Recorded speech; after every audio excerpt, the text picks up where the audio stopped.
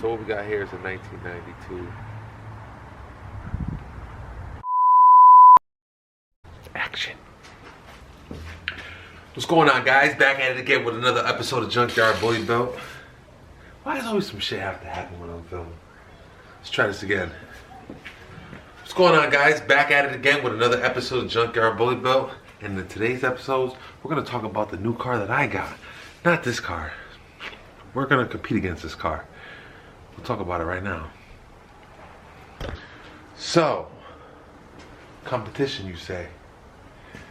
Yeah, competition. Me and Bondo are gonna have a friendly competition. Now, as you guys know, Bondo has this build right here. It's H22 swapped EK. Has a few little things, odds and ends done to it. He is gonna go on nitrous. He is already in his build process. He's pretty much 75% of the way done. But for me, I had to start from scratch.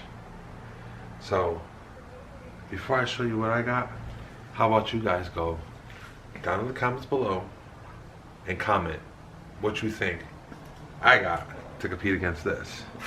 And let's just say, I promise you, it's gonna whoop his ass. So basically, I knew that I was gonna have to get something that was obviously gonna be lighter than an EK. I didn't want to get an EK. I just felt that maybe the comparison between my build and his build would be a little different if we were to use different chassis instead of me using my engine and him using his build and EKs similar to each other. I'd rather show him how the OGs get down. So what I ended up doing was sourcing myself something that, let me just show you. Voila. So what we got here is a 1993 Honda Civic SI. Yes, it's an SI hatch. This car was formerly owned by Tri-State Motorsports at one time, and they definitely were going to do something with it at one time or another that had to do with the S1 built all-wheel drive setup. The floor was cut out in the rear, and they were pretty much in the process of dialing in all the chassis work that needed to be done on this car. Now, it is a low miles car, and most, if not all, of the body work was done to it. It does have the quarter panels replaced, and it does have pretty much 95% of the actual work done. Now all that's left is basically the prep and kind of going over what our main objective is going to be for the plan. But now I know you're asking, Uncle Bags, what could quite possibly go into the engine bay of this car? Let me show you. Don't worry, whatever is underneath the hood is guaranteed to beat that EK.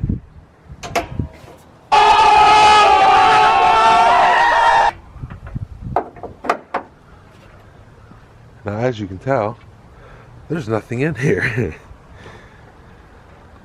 But for all my Honda heads, you know what this is right here, don't you? You know what that means right there, right? Oh yeah, you know what those holes right there are for. That's right.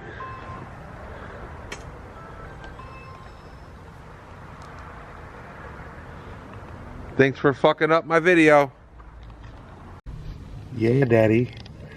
You know what those holes are for? Huh? Do you know what I use those holes for? Huh? Yeah? Yeah? Talk to me nice. I got something wrong with me, man. So yes, those holes are drilled there for a reason, because this car at one time was K-swapped. So it was going to be a K-swapped all-wheel drive build. Pretty cool, right? We're not going all-wheel drive, but what we are doing is K-swap. So I went K24 A2 from the JDM depot. I also have a JDM RSX Type S transmission as well. And yeah, let me show you what I got. So we're just going to use the back of Miguel's car because I mean this is all it's pretty much good for. So what we have here is a K-tune sub harness for EG. So we can run the K series, which is nice because it has the OBD2 port, it has the relay already on it. It pretty much has everything that we need to go ahead and run that. So this right here was a major essential piece. It also comes with the knock sensor as well, which is pretty neat. We also have ourselves a set of drive shaft shop 500 horsepower axles, brand new carpet, and some GSR leathers, which are shitty and we're not running those. So yeah, I guess I'm gonna begin with prepping the interior for the introduction of the cables and all that good stuff. So yeah, let's get to it. Alright, so what we have here in the box is a K-tuned EG DC2 conversion harness to run the K-series in the car. We have the K-series knock sensor, and we also have a brand new conversion harness with all the nice plugs, OBD2 plug, ooh, Flash Pro, whatever we want to do. So yeah, we have that for the car, and that's basically the beginning of this build. So first things first, I always like to clean out the cars when I get them, so we have a clean surface to work with. So yeah, let's clean this bad girl out.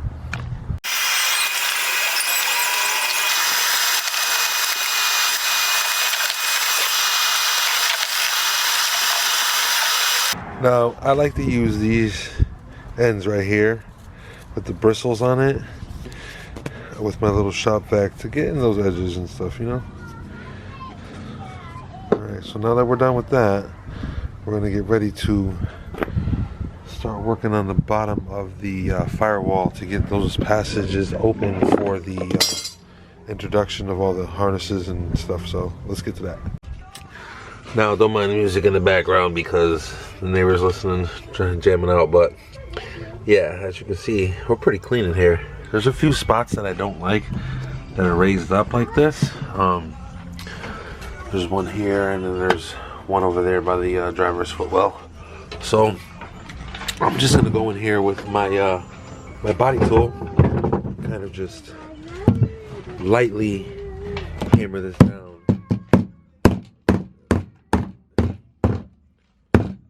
I'm gonna go crazy.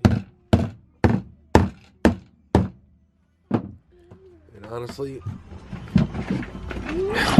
I don't see no need to have to remove the sound deadening. I mean, I feel maybe we should just keep it on. It's not really that crazy of a weight loss, but the seams are good. I mean, the seams are really good. I mean, I would love to power wash this, but looks like we're gonna have to just go with the no cut shifter. I think that would be a smart choice for us to go with instead of doing the hole, but we're gonna have to do a hole anyway, so let's get to cutting a hole.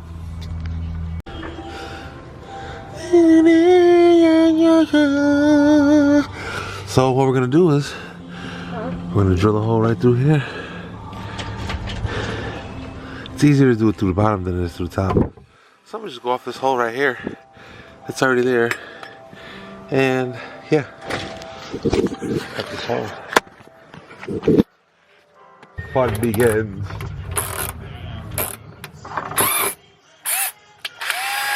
Oh, really? Okay. Miguel, I'm going to kill you.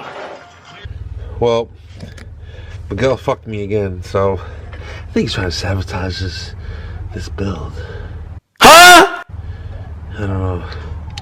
So I had to use the Milwaukee Impact with the 8mm because all the batteries are dead to the drill. So I think this is gonna be a YouTube first, man. I don't know. I don't think I've ever seen somebody do this before. So, let's give it a shot.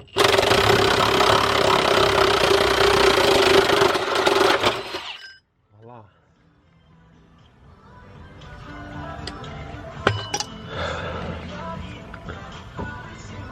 Nothing but 29 minutes later.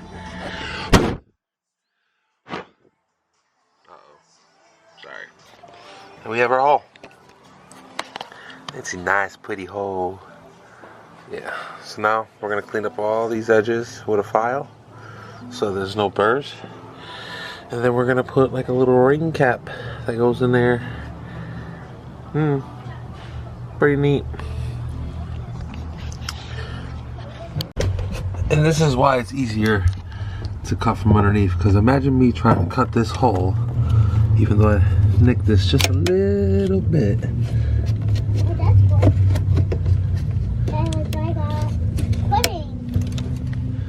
Good. But yeah, so now it's exactly how I want it, because I like the hole to be facing a little more over towards the driver's side, because the transmission sits on the driver's side.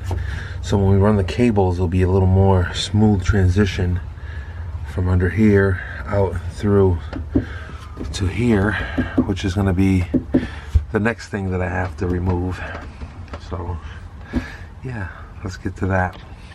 Now the recommendation would be to run a no-cut shifter setup where you run the cables under the car. I don't want to do that because I want to leave room for all-wheel drive setup if I ever wanted to go that route. So what we're going to do is we're going to remove the housing for the shifter. Now we don't necessarily have to completely remove it, but I want to remove it, and I also want to put a piece of metal in here and kind of block it off, because these things, if you have an exhaust leak and you have this big ass hole in your floor, trust me, you're not gonna feel good when you get home. So let's get to that. So to remove this portion, you don't have to necessarily cut the frame out. So what I like to do is I just like to take and drill out the all the spot wells that hold it in, 1, 2, 3, and then there should be I think 2 on this side somewhere. If not, it might be glued. Yep, there is 1, 2. So we're gonna knock those out and see what we can get accomplished. Use an oily bit and get to work.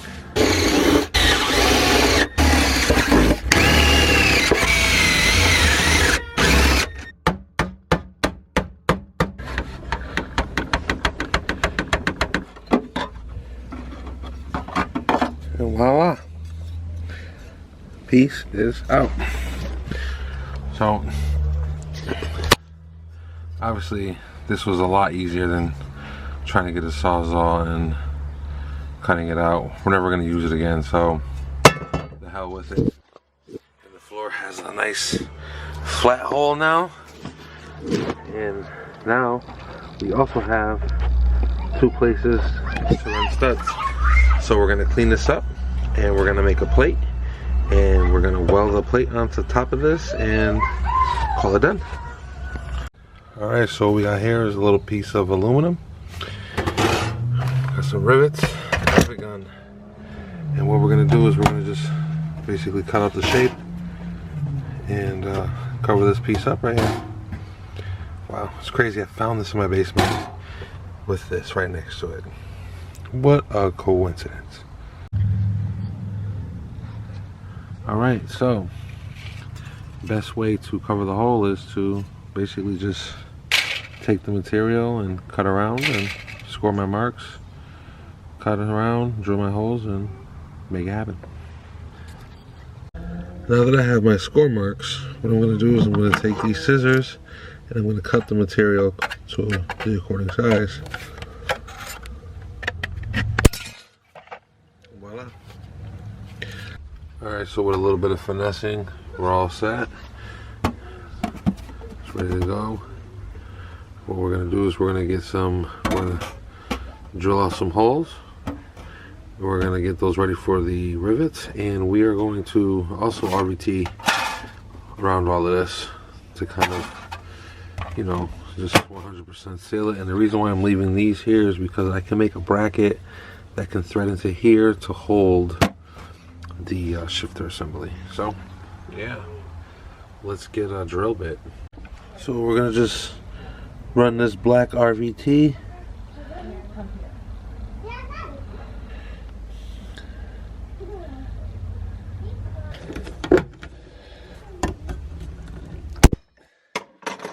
Voila, one down.